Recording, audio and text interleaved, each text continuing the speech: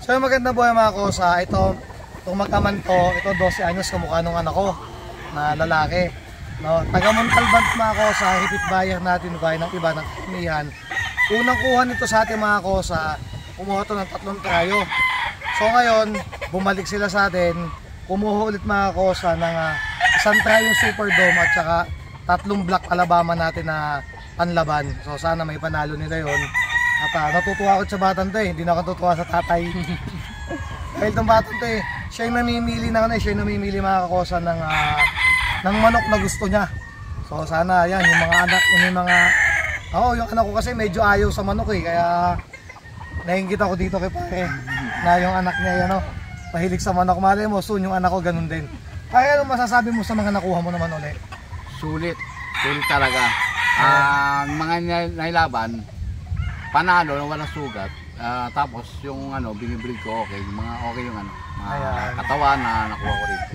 Kaya maayos sa maayos. Maraming salamat. So, taga Montalban sila mga kosa. Ito yung pangalawang pagkakataon na bumalik sila sa atin at kumuha ulit sila mga kosa ng babalik at babalik pa rin kami. Ayaw, sigurado yan. Kaya totoo, ito nga sabi nga. Malay mo soon. Nasa ka na rin, nasa YouTube channel ka na din namin, may sarili ka ng manukan farm dahil nagsimula ako ng ganyan. Yan. Ganun pakita mo yung mga nakuha. Ito mga kosa yung Superdome. So siyempre, nagkaluhan ko siya mga kakosa ng isa.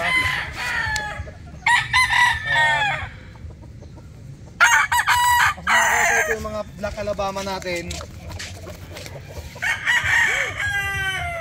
Mga panlaban nila, pero pwede nilang gamitin materyales yan mga kosa. Yan. Ito pwede mong gamitin materials to. Ano yan? Black Alabama to pare. Kaya siya pwede mo siya pare. Ano natin yung SBR niya. Kaya ayan. Ayan mga kosa, maraming salamat at siyempre sa mag-ama at sa pamangkin niya nakasama nila at taga Montalban sila mga kosa. Ayan. Shoutout. So pare baka may shoutout kayo. Shout ko miss ko. Ang pangalan ni Mrs. Lorna Balbino po Ayan, Madam Lorna Balbino. Dito kami sa ANA. Okay na to.